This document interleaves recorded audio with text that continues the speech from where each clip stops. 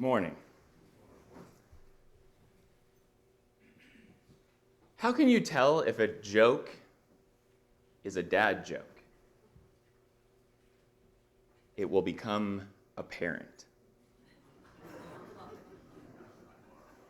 Teresa Abney told me that joke last night, and I had to tell you that joke because I heard a joke, and I'm going to tell a joke, and it feels very much like a dad joke, though I don't think it actually is a dad joke. And this joke that I heard a little while back has everything to do with our lesson this morning.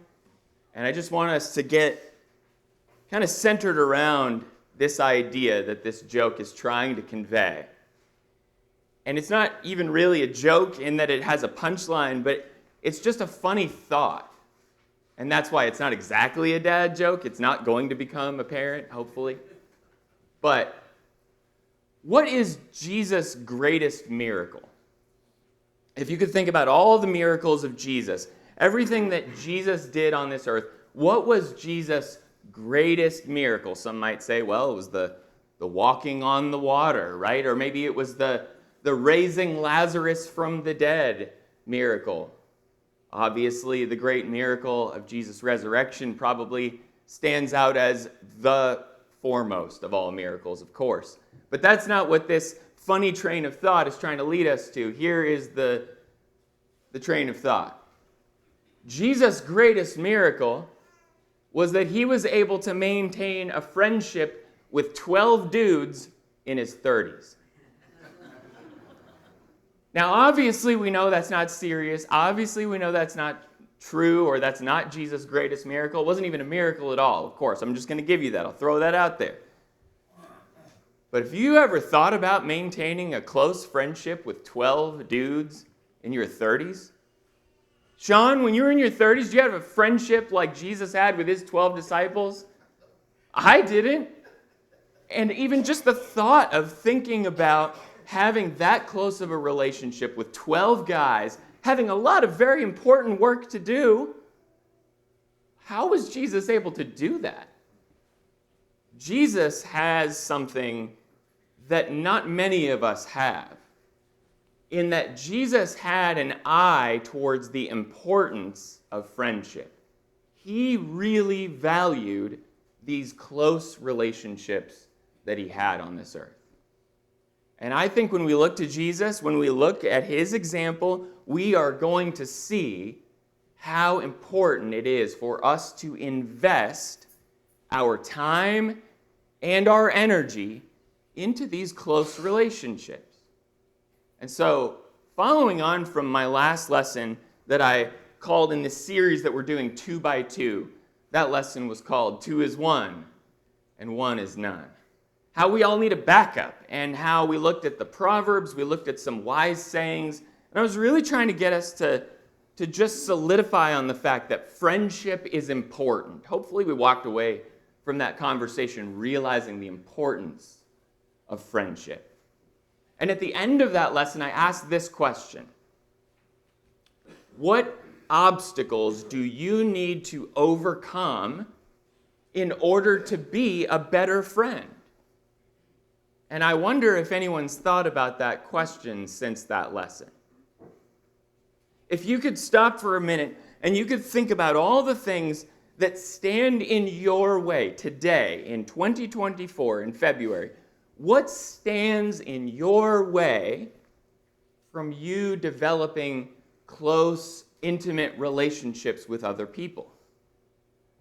I would argue that one of the things that stands in my way, maybe stands in your way, is the fact that we're so busy.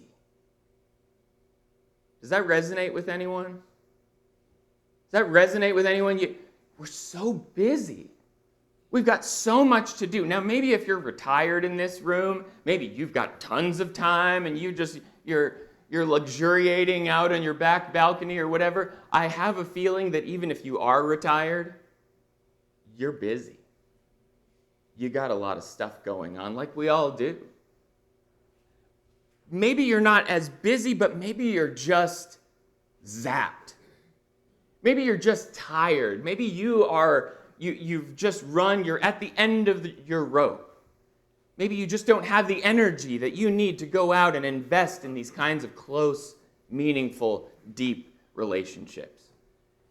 We're going to look at how Jesus experienced some of these same things, but I want us to just get comfortable with the fact that if we're going to get past the point where we can know that something is important, like these friendships, these relationships, to the point where we actually do something about it, we've got to take some steps. We have to take some steps to get from the point of knowing to the point of doing.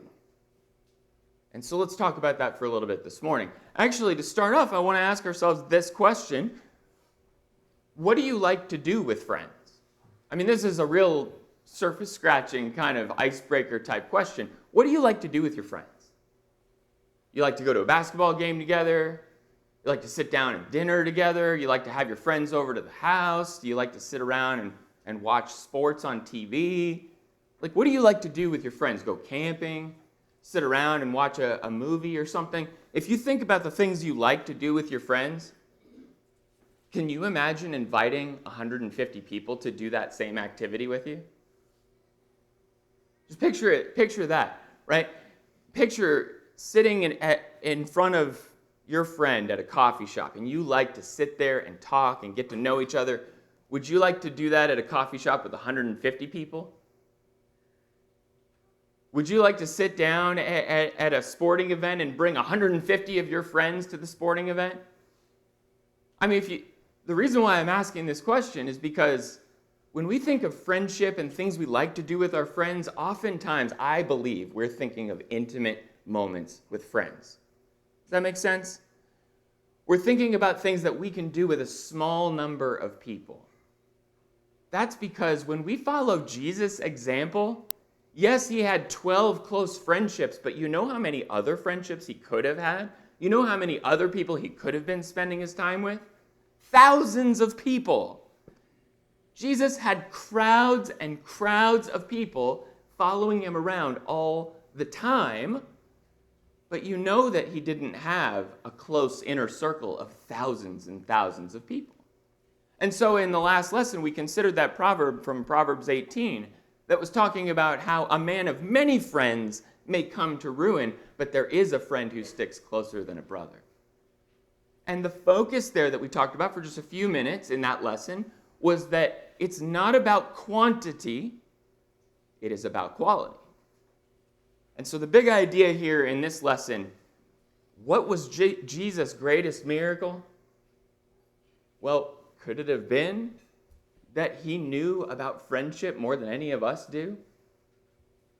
That Jesus himself devoted himself to friendship with a close inner circle of people? And what I want to do to go and look and prove this point is go to John chapter 11. Please turn in your Bibles with me to John chapter 11. This is a very familiar story, but we're going to look at something maybe that we don't consider when we think about this story. John chapter 11, what I believe we will see is that Jesus exemplified the fact that we don't have to be everyone's best friend, but we have to invest in the relationships of those people closest to us. We have to invest. I have to invest, and you have to invest your time and your energy into these relationships. This story in John chapter 11 is, like I said, a very familiar story, but this is Jesus as he hears about the death of Lazarus. And we know what he's going to do. We know he's going to travel back there and he is going to raise Lazarus from the dead, but he is not going to do that immediately because when he hears about this, he waits for 2 days before he goes and meets Mary and Martha as they're weeping and crying about their brother Lazarus. And Jesus himself will weep in this story. He'll cry about the situation that has happened. But I want us to notice a few phrases here in John chapter 11 that I think are very important. Verse 3, so the sisters sent to him, saying, Lord, he whom you love is ill. Jesus obviously was Jesus. So Jesus knew their hearts anyway. But all they had to say was, "He whom you love." And just stop for a second. They didn't say, "Lazarus is sick." They said, "The one who you love is sick." And immediately Jesus knew what that meant. Why? Because he had an intimate relationship with them. And so when they say, "He whom you love is ill," he knows what this is. He knows who they're talking about. Go forward into verse 11. And this is after we find out that Jesus is going to tell his disciples what has happened. Here's how Jesus describes Lazarus. He says in verse 11, after saying these things, he said to them, "Our friend Lazarus has fallen asleep, but I go to wake him." And obviously the disciples are confused about that. Obviously the disciples don't understand. He has to explain it in more depth. But Jesus says, "Our friend Lazarus." He is a close friend of Jesus and of the disciples as well, it seems. But then we go forward, and after Jesus arrives and he sees the situation and he's talking to Mary and he's talking to Martha, who, by the way, Mary and Martha were also described here as being very close friends of Jesus. In fact, it was Mary who washed Jesus' feet with her hair, and he is the one who sat in their house as Martha was running around busying herself. These are the close personal friends of Jesus, who he spent his time with, who he sat and talked to, who he studied with and taught in such deep and intimate ways. And in verse 36, after he cries, the Jews look at his sorrow and say, "See how he loved him." Jesus loved everyone. We need to step back and make this statement because it's important, right? Jesus loved everyone. In John chapter 4, the woman at the well, Jesus loved that woman. And he spent time with her and invested time with her. But you know where that woman is not right now? That woman is not with Jesus. That woman is not one of the 12 disciples following Jesus around. We don't have any indication that Jesus ever visited that woman again. There are so many people in Jesus' path who he meets, he loves, he touches, and then he leaves. But there are a handful of people who Jesus comes back to over and over and over again. Jesus loves Lazarus. Jesus loves Mary. He loves Martha. He loves his 12 disciples. He loves them, and he is investing in them. He's spending his time with them. And there's a lot more to this story that we're going to skip over here, but for right now, I just want us to see how much Jesus loves these people. And here's what I want to say. When we're thinking about the obstacles of us getting involved in the lives of other people, Jesus had limitations like I do. Sometimes we view Jesus, and rightly so, Jesus is God. He has all the power of God in human form. He is the express image of God. But Jesus has limitations. Do you notice in this story that Jesus was not in both locations at the same time? Do you remember when he heard about Lazarus? He was away, and then he came to Lazarus 2 days later. Jesus was bound by location. He was not in both places at the same time. He was not omnipresent in that he was everywhere. No, he was here, and then he was there. Jesus was bound by time. Jesus only had 24 hours in his day, just like I do today. When Jesus decided that he was going to take time to spend with his friends, that meant he was passing up an opportunity to do anything else. There were opportunity costs in Jesus' life just like there are opportunity costs in my life today. If you would break down Jesus' life into a pie chart and you were to see how much he spent his time on his family, on his friends, on his work, on his ministry, on his time alone in meditation and prayer, how much time he spent sleeping, it would look like a very similar pie chart to our pie chart. Obviously, the quantities and the percentages would look very different in Jesus' pie chart, but we all have 24 hours. And when Jesus has to spend time with Lazarus, Mary, and Martha, he is, by virtue, not able to spend time with anyone else. He's making choices, and he's investing his time in what matters, in the people who he loves. This may seem like a small detail, but I want us to understand that passages like, let's just say 1 Peter chapter 4, if you'll turn over there really quickly, 1 Peter 4.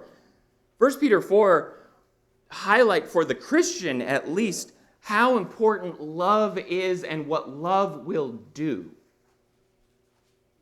Peter in 1 Peter 4 verse 8 says, "Above all, keep loving one another earnestly, since love covers a multitude of sins. Show hospitality to one another without grumbling. As each has received a gift, use it to serve one another as good stewards of God's varied grace." He's talking here about service and about hospitality and about love and how we use these opportunities we have and invest in people. It's about serving each other, and it's about following Jesus' example as Jesus would get down on his feet and wash his disciples' feet. As he'd get down there and wash their dirty feet, we serve each other out of love. We invest in these relationships because they're important. If you'll turn over to Romans chapter 12, another similar idea that we find here. Jesus is exemplifying for us the kind of thing that Paul's talking about in Romans chapter 12. When we see in verse 9, when Paul says, "Let love be genuine. Abhor what is evil. Hold fast to what is good. Love one another with brotherly affection. Outdo one another in showing honor. Do not be slothful in zeal. Be fervent in spirit. Serve the Lord. Rejoice in hope. Be patient in tribulation. Be constant in prayer. Contribute to the needs of the saints and seek to show hospitality." Jesus was showing hospitality, though Jesus did not have a home of his own. Jesus was welcoming people into his life, into his circle, and allowing them to come in. Sometimes Jesus' hospitality looked like, "Zacchaeus, I'm coming to your house, buddy." By the way, that happened to me not too long ago. Nathan sent me a message. He's like, "Invite us over. I have something to talk to you about." I said, "Okay, come on over." It feels very much like that. When somebody just says, "I've got some stuff that we need to talk through. I'd like to get a chance to talk to you. Invite me over." And that's okay. That's hospitality. Letting somebody in, being open and available, letting your love be genuine, serving each other in the kind of way that we almost just want to outdo each other in how much honor we show. Jesus was like that all throughout his life. And as we look to Jesus, he had a limited amount of time, he had a limited amount of energy, but what he had, he used out of love. And I just want us to see that if in the last lesson we understood friendship is valuable, then what are you going to do about it? You've got to spend the time to invest in it. If you really think something is valuable, you will spend the time, you will spend the energy, maybe you'll spend the money to invest in it. But you'll spend. You'll invest. And I think it's so important for us to invest in these close relationships. Again, Jesus didn't have a close inner circle of 1 million people. He had a close inner circle of a few people, and that is okay. That actually takes the burden off of me. That makes me feel a lot better about the fact that I don't have to be intimately good friends with every single person I meet. No. But I absolutely do need to have a core group of people who I can talk to, who I can serve, who I can love. And do you have that? Do you have those people in your life who are close to you, like Jesus had in his? Can people look at you and see your genuine love and connection with other people? And I want to go to one more example, if you'll permit me here at the last part of this lesson. I want to look at Paul. As we transition away from Jesus, Jesus is the perfect example of someone who shows love in ways that I struggle with, honestly. Paul also was like that. Let's look first, before we start looking at some examples, let's look first at the book of Philippians. Because in the book of Philippians, Paul really does a great job here just being a little bit effusive in the way that he speaks about his love and connection with people. Paul was the kind of person who was deeply, intimately invested in people. And we see that with the kind of language that he uses in passages like Philippians chapter 4, beginning in verse 1. And I'm going to read the whole thing, and then I want to go back and look at it in a little bit more depth, but just catch some stuff as we read.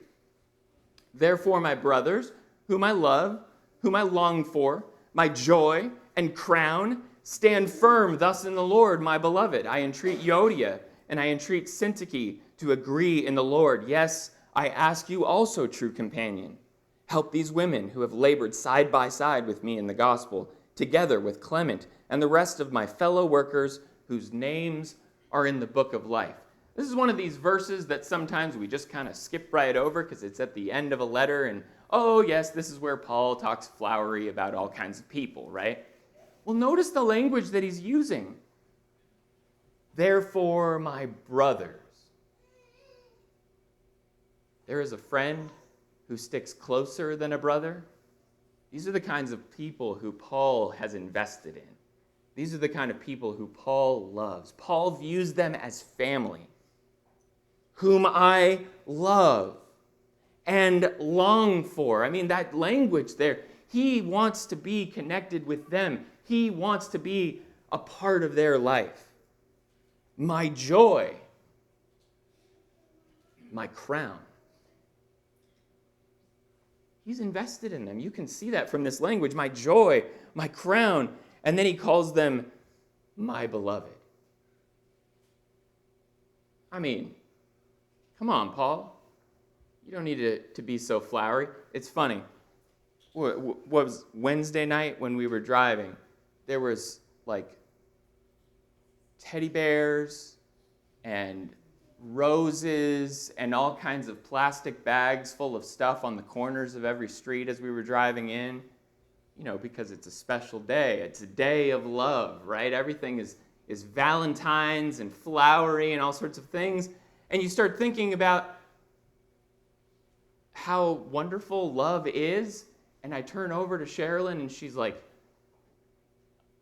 don't you ever buy me a big, giant, stuffed white teddy bear. You know, because for her, it's over the top, right? When I read stuff like this from Paul, I'm like, man, this is over the top. Paul, we get it, okay? But he wants us to see that his love is over the top. His connection, his investment in people is over the top. And then he goes on to talk about these specific people who are his fellow workers. And I want to just carry that thought here throughout the rest of this lesson. Paul was the kind of person who invested in people. And there's a way that I know that that's kind of interesting. You ever notice, if you search through the Bible, search for how many times the word Paul and appears. Paul and. Because what we know of and is a very powerful connecting word, right? When you see something like a brand name like Johnson & Johnson, right? We have some Johnsons here. Johnson & Johnson. You know that that's a powerful connection, right? Dolce and Gabbana, like those are two powerful connecting people who came together to create this brand or whatever. The and, that powerful connection between two people, you view them almost as one entity, right?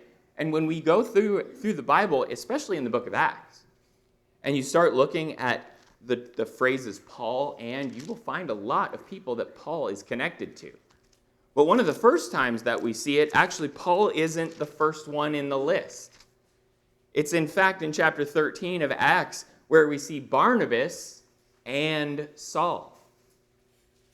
Notice it's kind of funny how in the very beginning of Paul's ministry, when he was still called Saul, it was actually not Saul and Barnabas, it was Barnabas and Saul. Because Barnabas saw Saul's potential. Barnabas saw through all of the fear and the reasons to be terrified of Saul of Tarsus, and he invested in him.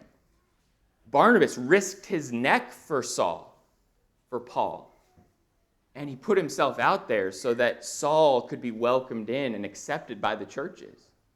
So Barnabas gave so much for Paul, and then all of a sudden, out of nowhere, here in Acts, just a few chapters later, in chapter 13 at the end, we see Paul and Barnabas after Paul's name was changed. For the rest of the entire book of Acts, it's going to be Paul and here it's Paul and Barnabas. How do you think Barnabas felt about that, by the way? Hold on, I was first here in the list, right? I was the CEO here. I was the number one, right? And you were just the and somebody else. I don't think Barnabas cares. I don't think it matters. They're partners in this, right? And Paul and Barnabas, they go together, so they're still a duo.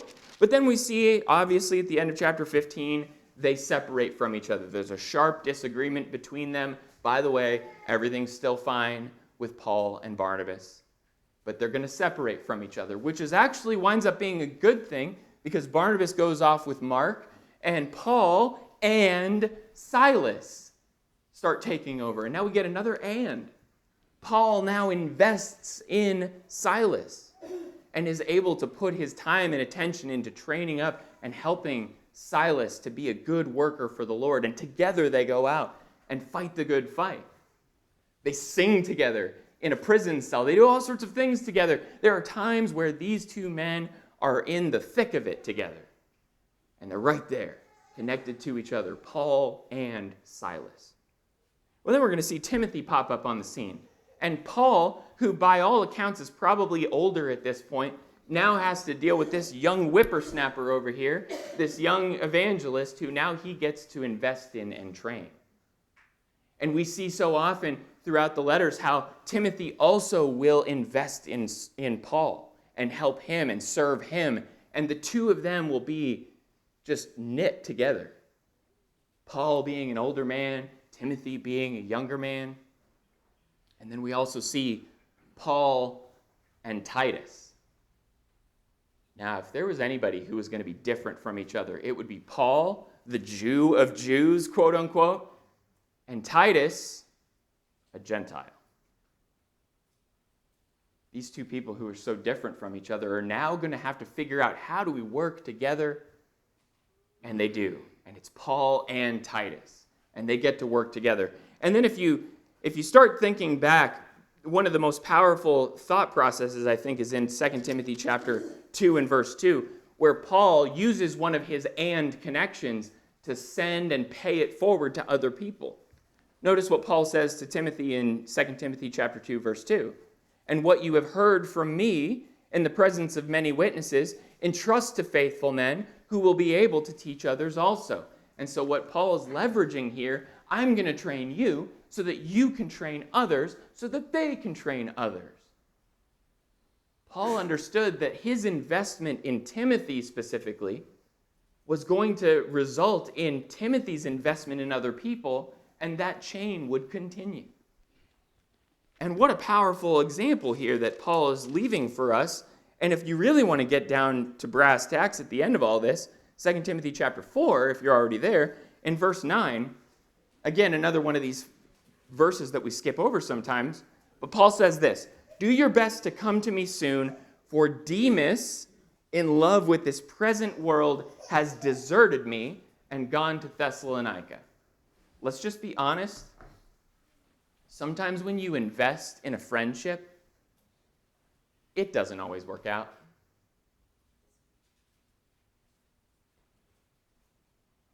I leave the silence in the room because you know what that's like. You know what it's like to invest in a friendship, to invest in somebody and just have it not work out. And all the investment that Paul made in Demas, Demas was so in love with this present world. But then we see here that Crescens has gone to Galatia and Titus to Dalmatia. Now, I don't think they were sinning or in love with this present world. I think they were just off in other places working. That's what happens sometimes. That pie chart of our life, you have a best friend, and all of a sudden they get married, and it's like, I don't see my best friend anymore. Because now the pie chart of their life has been sliced in such a way that they have less time for you. And I think that's all that Paul's talking about here with these two individuals. But then he says in verse 11, Luke alone is with me. That's actually a really powerful one that we don't think about a lot. Paul and Luke. Because all throughout the book of Acts, where is Paul? Probably sitting right next to Luke the entire time, at least near the end of it. Luke is there, and then he says at the end of this, get Mark and bring him with you, for he is very useful for me for ministry. Now, if you think Mark was a divisive kind of character in which he broke apart two of the best friends, he dissolved the and of Paul and Barnabas, no. It's still Paul and Mark.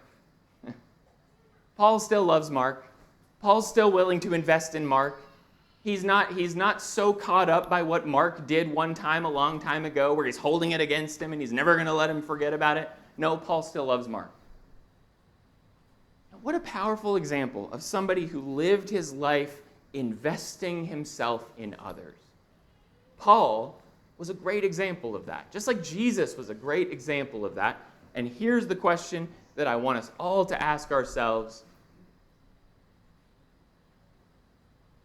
What's keeping you from investing in other people? Sometimes there's a season of our life. Sometimes we go through things in our life that make it so that we don't have enough time or we don't have the thought to invest the time in other people. What is it that could stand in your way that keeps you from investing in those relationships? And how can you turn that around? How can this week, how can this month, how can this quarter, or even this year, how can you invest your time in other people and get close to people and let them get close to you? This is not an easy answer. This is not an easy thing to think through because every single one of our pie charts is different. Every single one of the contexts of our lives are different. We are all in a different place. But we all have a need to invest in friendships and close relationships. Do you agree with that? I hope we do. I hope we see that this is important. This is important stuff. It's not just the fluff that we like, well, maybe someday when I'm retired, I'll have time to invest in friendships. No. We need to invest in those things now because Jesus, in his 30s, was showing us exactly how to do that, and we need to take his example. And so I just think about that for myself, and I realize I have a tool. I have a weapon. And I know you have a tool and you have a weapon, and I want as a challenge for us all, hopefully going into maybe this next week or the next month or so, realize that you have a tool, and here's the tool. It's your calendar. Does everybody have a calendar? Right? Some people have a paper calendar, some people have a calendar on the wall, some people have a calendar on their phone, right? Here's what I want you to do with your calendar. Pick a day. And on that day, say, I'm going to get together with coffee with fill in the blank, if they're okay with it, right? Don't just, schedule somebody and force them to come with you. Reach out to them and say, hey, are you okay with it? Would it be fine with you if together we got together and did something fun together? Whatever it is. Go to have coffee. Go see a movie. Go see a sports game. Just go sit at a park and stare at the birds or whatever. Just go. Do something. But use your calendar and make it happen. That's easy. But for so many of us, we think, well, someday I'll do it. Well, you know where someday is? It's on your calendar. It's on my calendar. And what I've come to realize with my wife is that if it's not on the calendar, it does not exist. And so for all of us, let's just let's buckle up. I think Mitch might say, let's put our big boy pants on, and let's put it on the calendar.